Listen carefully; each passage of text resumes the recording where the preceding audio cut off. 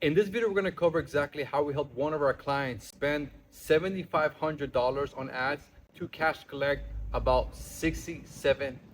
Okay, so I'm going to show you kind of a case study what we did when we started working together. What are the 5 things we did to actually help him achieve this goal? Okay, and if you don't know who I am, my name is Javi, and I specialize in helping credit and funding companies scale by implementing the exact same strategies that allowed us to make 6.7 million in the last 3 years and a half, actually going to 4 years now. Okay, let's jump right into it. So because I actually tried to redo this video and I drew everything here, and it took, the video was like an hour long, so let's not waste no more of your time. Okay, one of the first things that we do when we're working together, like let's say if you start working with us in our inner circle program, one of the first things that we want to do is identify the bottlenecks, right? That's the first thing we want to do, because most people, they actually don't know what is the actual bottleneck. They might think it's something else, but in reality, once we track their numbers, once we actually know the true KPIs of the business, we know what is the bottleneck. And since we helped over 400 something companies scale, we've seen this over and over again, including our own business. We just know what bottleneck usually has at a certain level of revenue. So, okay, so that's literally the first thing we do, identify the bottleneck. So the first thing that we notice is inconsistency lead flow. Okay, this client in particular, he was relying on content and a little bit of referral, which is awesome. You know, you technically don't have cost to acquire, which is great, but it could be extremely unpredictable scaling this way because you don't know when your next client is coming from. Okay, so that's one of the first things that we noticed that he doesn't have. So that's a bottleneck right there. Second was he had no funnel. Okay, and if you're relying on referrals and a little bit of content, you don't really need like a well-structured funnel unless you're producing content at a very high level and you're getting millions of views. You definitely need a funnel. But for this client in particular, he wasn't getting millions of views, so he didn't really need a funnel. So I kind of understand why he didn't have that. But once we come with our systems, our traffic source, and all that stuff, you do need a funnel because it's going to be very difficult, you know, organizing yourself without a proper funnel. Okay. The third thing we noticed that he didn't have, it was no KPIs. Okay, and if you don't have your KPIs, and you don't know the percentages of your business, how are you supposed to identify the bottleneck? This something happens a lot. Actually, I just had a conversation that I released this video earlier about a client of ours that he thought that the reason why he couldn't scale his business was due to the offer was not correct. Maybe the market was too saturated, but in reality, it was ads were completely dog shit. Show up rate was horrible. Closing rate was horrible.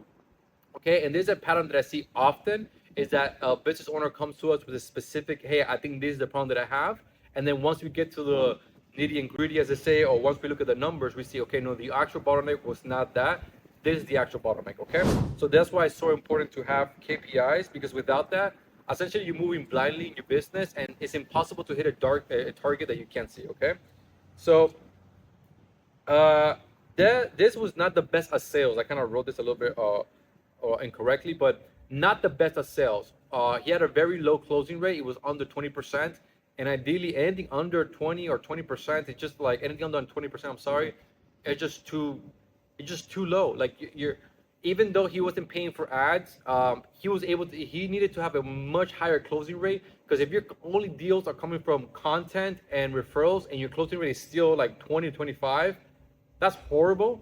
Because if somebody's referring you something, you should have a 60-70% closing rate. If somebody's coming to content, then it could be a little bit lower because it's kind of a little bit random. But if they're referring you, that should be almost like a 70-80% closing rate because the trust is already built. Okay, and then another problem that he had, not the right pricing model. Okay, there's another mistake I see people do, is that they start a business and then immediately start copying other business model or other people's pricing model. But the thing is that depending on your skill set and your experience and your results in the business, that is how you're able to justify your pricing. Okay, so if you come into a business and you're charging a premium, but this is the first time you're doing this service, it doesn't make sense. And plus, you're not being truthful. Okay, so what he was doing, he was charging $8,000 to $10,000 for his services, which is cool. I have many clients charging for that, but they already have much more experience, have hundreds of, or even thousands of case studies and testimonials. You get me? So you're allowed to charge a premium once you can almost guarantee you can deliver the results. How do we fix these things? Well, one, we fixed the consistency of leads, and we did that through ads and content. Okay, he's still relying a little bit on referrals, but mainly the main driver, honestly, is ads. That's the main driver right there. Then content is kind of like, you know, lifting that by a couple percentages, maybe like 10-20%. and then referrals about like a 5%. Okay, so that's how we started fixing his client acquisition. Then we did a funnel to nurture. Okay, so we built the funnel for him. So when you work with us, if you don't have a funnel built, that's totally fine. We built the funnel for you. We create all the automations. We give you the script for the VSLs. Essentially, we do all this technical part for you, because I understand that not everybody has a tech team or are very techy when it comes to funnels, automation, AI integration, Zaps, all that technical stuff. So we just build it for them. Okay, now we know the true KPIs. So there's something that we set down. It took us about a week to fully get all the numbers, because it was all over the place, to be honest with you. So we give them our systems and our spreadsheet to actually track. And the numbers that we're looking at is cost per book call, cost per acquisition, AOV, show up rate, and closing rate, and also average cash on hand. If you guys hear these peacocks, I am so sorry. My neighborhood is full of peacocks. So another thing that we helped them do is a 60% closing rate, which is very, very good. Okay, so we did that with training, reps, SOPs. It took him about 3 months to get to this high closing rate. But hey, essentially he tripled his business by just going from a 20%. Well, his actual closing rate was 16, but they just averaged up to 20. So essentially he's 3x his closing rate. So you can almost like 3x the business, because you're closing just think about it like this. If you book 10 calls and you close 2 of them, all right, and let's say you make 10K by each sale, right, you make 20K. But now if we're at 60% closing rate, right, we're cash collecting 60, almost tripling the business, and not changing anything else except for fixing that one problem. Okay, so those are the things that we did. And then the right model. Okay, I'm gonna get in a little bit exactly what we did there. Okay, so now let's go to the funnel, because I can't really get into great detail into exactly how we structure the ad creative, because then I could do that for another video. But I could go over exactly how we structure his funnel, which is kind of very easy to explain. So we were essentially running a VSL funnel. Okay, and if you don't know what a VSL funnel is, essentially is an ad. They click on the ad, takes them to a funnel. The funnel has a video, then with the testimonials, case studies, whatever it may be. That is called a VSL funnel. Okay, we help them create the ads. So a lot of people that we work with don't have the best copywriting skills. Okay, so that's perfectly fine. So when we work together, we do write the ads for you, but then we teach you what we're doing, because if I keep creating the ads for you, then it fits the purpose of us working together. Because my whole philosophy is like, teach a man how to fish instead of me catching the fish for you. We might get the first few fishes for you, but then we teach you what we're doing, because then we don't want you to be depending on us for you to grow your business. Okay, then the VSL. Okay, so the VSL video, we help them essentially create the scripts. We show them how to shoot it, how to get the right lighting, essentially how to create a really good piece of content. Because the video sales letter is honestly one of the most important parts of the VSL. Not the most important part, I'm gonna get to the next, but one of the most important parts, okay, is that. Then we had an application in the middle of booking with you, because the last thing you want is to get hundreds of applications and nobody's qualified. So we have an application asking a few questions just to make sure that the people who are opting in, who are scheduling calls, are most qualified as possible, because then it's like, becomes a complete nightmare. You're getting 6, 8 calls, 10 calls a day. Everybody's not showing up. Everybody's completely unqualified. Everybody's broke as hell.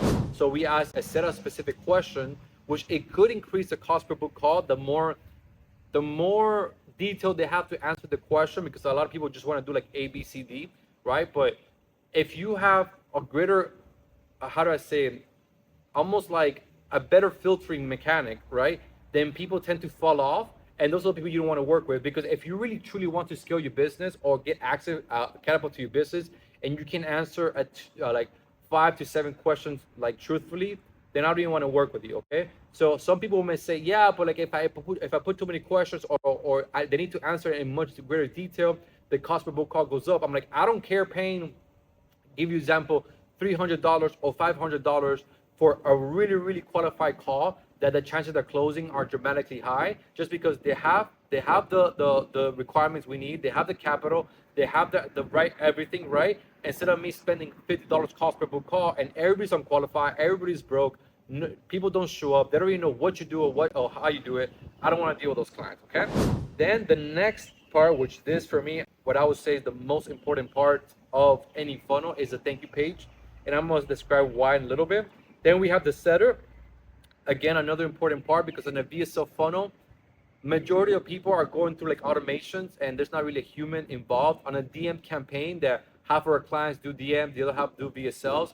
The DM campaign usually have a higher show up rate because there's a communication period between the human and another human, right? But when you're running a VSL funnel, one of the most important things you need to do is call the lead immediately with under a minute. This dramatically increases the show up rate, okay? And the closing rate, because they're like, oh wow, this person is very attentive. Then we have automations. I could describe exactly what those automations are. Then we have a setter call number 2. This is pretty much 30 minutes or an hour before the actual appointment. They're being called and contacted to be like, hey, by the way, there's a meeting happening in about 30 minutes or an hour. Is everything on schedule? Everything good? Are we ready to go? And then last, we have the actual Zoom call, okay? So this is essentially the funnel that we built out for them, okay? Now, the reason why the thank you page is so important is because what we do is, okay, so we have the thank you page right here, okay? So that's a thank you page. And then we have a VSL video right here. Okay. And then this thank you video, okay, it pretty much says what are the most negative things that could happen if you work together. For your example, as a credit or funding company, let's say we could say like, if you get denied for, or if you get approved for low amounts, here's the SOP we're gonna do in order to increase your amounts. And if you get denied, here's what we're gonna do in case you get denied, okay? For example, for me, one of the first things that I say into our thank you page is I pull up how many chargeback percentage I've had in the last 4 years of doing business and generating close to $7 million. I literally put, hey, we have a 1.4% chargeback rate. This dramatically increases trust because like, oh damn, these guys work with hundreds of clients and about 1.4% actually filed a chargeback. That means he might be getting good results. And half of those chargeback will probably were not even necessary, just some people are assholes. So in that video, instead of saying, hey, thank you so much for booking a call with us, I really appreciate it, can't wait to meet you, we actually say what are the negatives of working with us and what are the SOPs we have to essentially combat those negatives. So if you get approved for low amounts, here's what we're gonna do, step 1, 2, 3, 4, and 5. If you get denied, here's the step we're gonna do, 1, 2, 3, 4, 5. And we can't fund you, here's the steps we're gonna do. Because that gives confidence to the person watching that video. Hey, at least if I don't get the results that I want, they have system in place to actually help me get those results. Which again, increases the chance of them showing up, increases the chance of them closing, increases the chance of them trusting you, which again does those 2 other things that I mentioned previously, okay? Then under that, we have essentially, okay, this squares are a little bit retarded, I'm so sorry, but okay, imagine these are little videos underneath the thank you video, okay? And what we do, that those are technically what these videos are Q&As and objection videos. So what you do here is that you get at least 50 plus sales calls that you have. You turn them into transcript using whatever website you want to use. I use Clip2. There's a bunch of other ones out there, whatever you want, okay? Then you get those 50 to 100 or 200 transcripts, whatever the number may be, okay? And actually you can do lower than 50. I just like 50 because it just have so much different calls and scenarios. You get those 50, let's say, you turn them into transcript, then you get all those transcripts, you put them into an AI, like it could be ChatGPT, Claude, Gemini, whichever, whatever the fuck, doesn't really matter, okay? These days, like, essentially they all do the same thing, just better than others, whatever. Either way, I digress. Get all those transcripts, dropping them into an AI system, or AI, whatever, app, and then ask him to give you the top 20, the top 25 questions, 15 to 25 questions your clients are asking on those sales calls. Then what you want to do, like I have in this thing right here, each of these little boxes are videos, okay, of those Q&As and objection videos.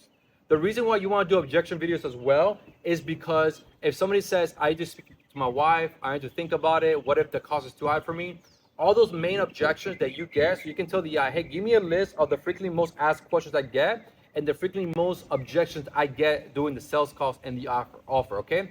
And then the AI is gonna spit back to you 10 to 15, 25 different videos of a list of most common questions and most common objections, and then you want to make a video according to each Q&A question, right? Each question that you get asked, and every objection, and then you want to put it on the thank you page, just like I just put right here.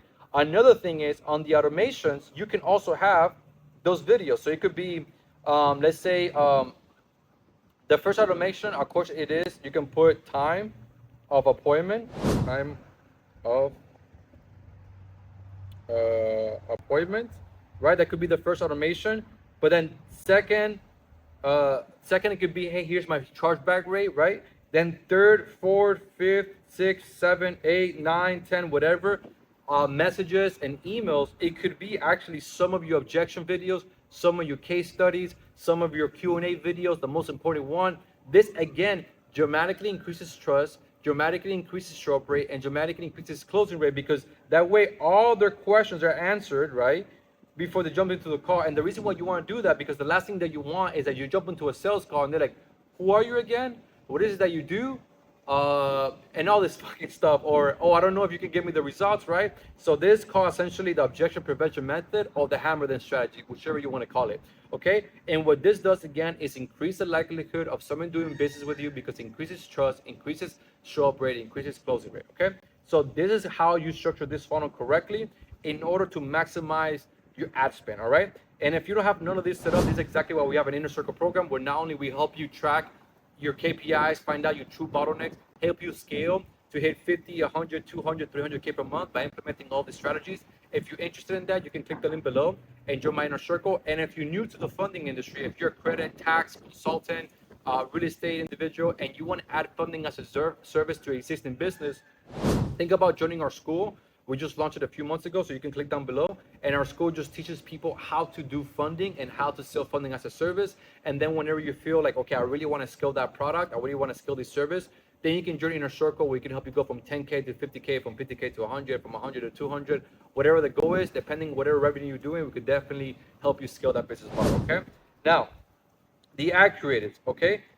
So we essentially created just 5 ads for this individual, because I really wanted to test a few different angles, because from the content that he's been putting out, he has kind of like a unique angle when it comes to his funding. So I wanted to test those angles. So that's why I didn't do too many. Usually I like to test like 10 to 15 ads, maybe even 20. But I was like, let me just test this angle first, how it is, and it worked beautifully. Okay.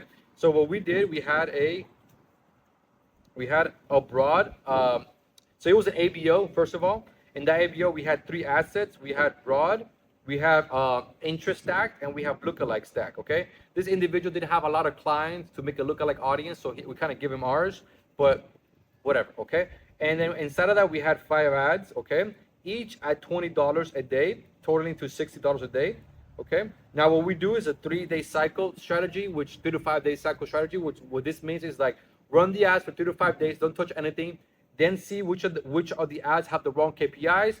Let's say if one of these is wrong, let's say the broad one doesn't work, maybe the lookalike doesn't work, and then the one that worked was the stacked interest, right? So that's why I had this one highlighted. That one is the one that worked. Okay, we allocate, we turn off this budget, and we allocate all the budget into this one. Okay, and then now the original ad set that is the one performing now is spending like $60. How you want to get scale ads, essentially, what you want to do is, actually, let me put it right here. Okay, which is 4 is KPIs. What you want to do is, essentially, what we want to look for is, one of the first things that we want to look for is cost per lead if you have no KPIs. We just want to kind of gauge what is the cost per lead. But honestly, this KPIs turns really relevant after you get cost per book on, cost to acquire. This becomes irrelevant. And this is a problem that I see most marketing agency that they hire, that sometimes when you work with a client, they just fire the agency and they want to start working with us. And I'm like, okay, so let me see the number, this and that. And then they keep saying that the cost per lead is really great. Oh, my cost per lead is $1. Sometimes I don't give a shit about cost per lead, because if my cost per lead is very low, that means the lead is going to be fucking shit. And I don't want bad quality leads. I want good quality leads. And for me, for example, I'd rather pay $50 cost per lead and I have a 50% closing rate, right? And I'm closing people at $100. Because if my cost per lead, say, is $50, so they book a call, right? Because they're qualified. And then I got to spend another $50 to get 2 people to my calendar and I have a minimum of, let's say, 50% closing rate, which is very doable, okay? Then I'm closing people at $100. Then hell yeah, let's actually double that. Let's say $100, and that qualified lead actually books, right? So my cost per lead and cost per book calls $100. Then I have a 50% closing rate. Or let's say if I have a 30% closing rate, okay? So I don't care. I'll spend $300 to acquire a client that pays me $4,000, $6,000, $8,000. That is amazing numbers. So sometimes we're optimizing for cost per lead, but it's not going to help us scale our business. All right. The second KPI that we tracked was cost per book call. So ideally, what you want to do is run ads, do the 3 to 5, sometimes even 7 day cycle strategy. See which ad creative is better. Look at CTR and cost per result. Once we know those are golden, we want to start getting book calls and then scale the ad set to cost per book call so we could get calls daily, okay? Then this individual, after we got his closing rate to where it needs to be, he started closing people at $600, which is fucking awesome because he's charging about right now $5,500, which is very good. So he's almost like 10xing in his ROAS, which is awesome, okay? His show up rate was really bad at the beginning, even with referrals and content. So right now we got it to a 75%, which is awesome. His closing rate, which is one that like I was very shocked because he's when we first started, his closing rate was like 18-60%. It was very bad, and in a matter of 3 months, he got to a 60% closing rate, which is fucking awesome. And the way we did that, well, I could talk about a little bit in a second, but yeah, 60% is amazing. Essentially closing 6% of the 10 calls is booking, fire. His AOV is $2,000, which again is really good because the cost required is $600, okay? And the reason why this is good because you spend $600 on ads, somebody paid you $2,000, then you pay for his original acquisition, then you have $1,400, right? Then you want to spend another $600 so you can go get another client, right? And now you're left with $800. And the reason why this is good is because one client brings you another client brings you another client brings you another client. So as you can see right here, it's technically fitting itself. One client gets you one, another client gives you another one, and then so on. So the cost to acquire a client should be built in the price, not only to pay for his acquisition, but go get the next client as well. This is how you build a scalable ad strategy, a scalable model. This is how you bridge 50, 100, 200K per month. If you fix this, which majority of people don't work, like let me give you an example. I was just working with a client that his cost to acquire was like $750 or getting close to $800, but his average cash on hand was $500. So he's technically fronting $300 for a client to come on. So that means you're paying, like he's paying you $500, but you're paying an extra $300, right? For you let that client in, which makes it very difficult to scale, and then you can be bottlenecking at that level because the cost to acquire was not correct. Okay, so that's very important to understand. Okay, now sales. All right, one of the main problems that he was doing is that this guy was yapping way too much, and I love yapping. You know, I love talking too, especially when I know something that I'm very passionate about. I start talking my ass off because I could talk about a certain topic, especially about business, all day, and I love talking about it. But in sales, that's not good. In sales, you're being judged by the quality of questions you're asking, not the statements that you're making, right? And this individual was just doing so much consulting instead of selling. And how you sell somebody essentially is by asking questions, not by making statements, okay? Or consulting 20, like the whole call. So the calls was sometimes they're taking like an hour and 20 minutes, way too long, way too long. Okay, so we fixed that. We told them, hey, stop yapping. This is what you have to ask. This is the questions at least you got to ask. And it's not a script. I usually don't teach people to read off a script. I just kind of give them like a framework. Think about it like this: when a patient visits a doctor, the doctor doesn't pull out a script and start saying question, right? He doesn't need that, because the doctor knows what question he needs to ask you in order to give you to diagnose you and give you the medicine essentially, okay? And this is exactly how you be treating your sales calls. If you know exactly what questions to ask and how to identify the problem your prospect may have, you don't need a script. you could have a guide, right? A framework, which like that's what I teach. That's what I help you people do, but not like a question. Because every time I have done that in the past, then I review my client sales calls and they look like robots because they just like question. They don't even acknowledge the person on the other side, and it's a nightmare. Okay. Another problem that he had was trust.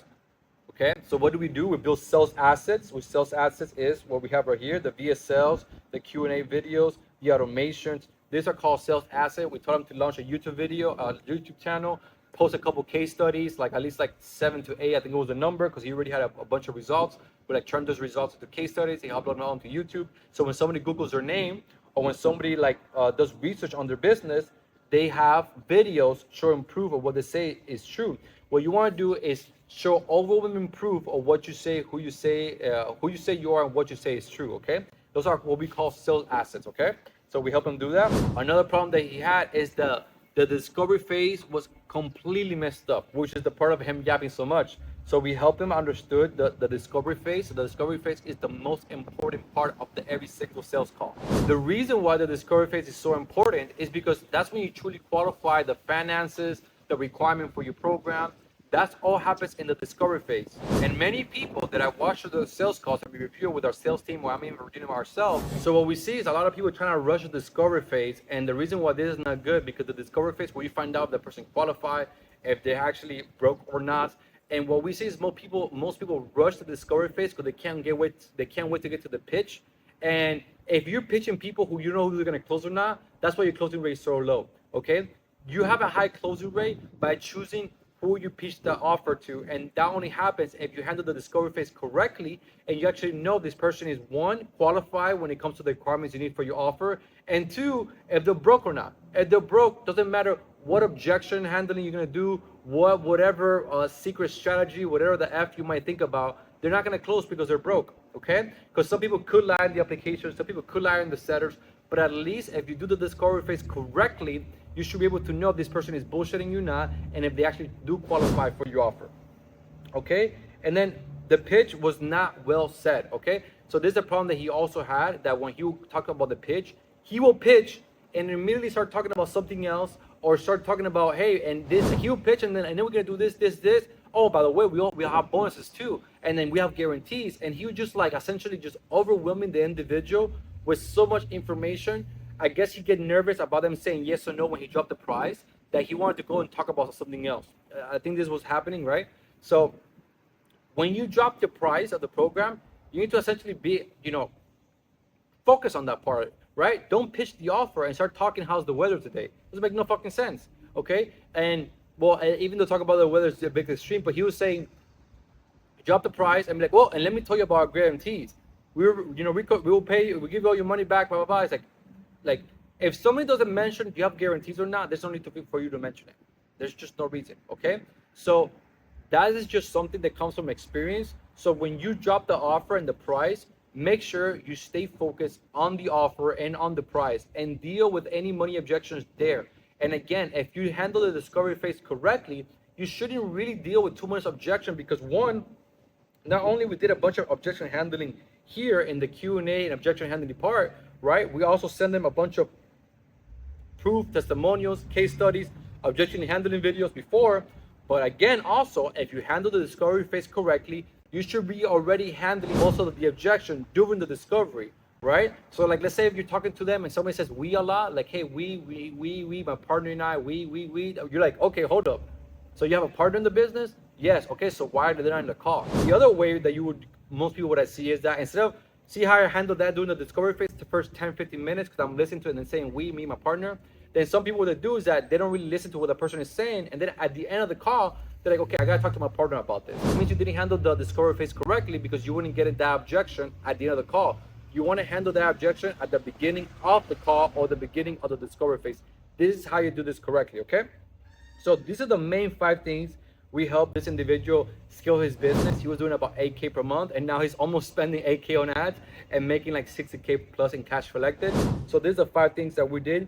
And if you want us to help you with this process, I have identified the bottlenecks, help you fix it, build the right landing pages, optimize KPIs correctly, integrate AI and all this good stuff. Again, like I said, you can click the link below. join our inner circle, and that's where we're going to help you go from 10K to 50K, from 50K to 100, and actually hit your goals for 2026.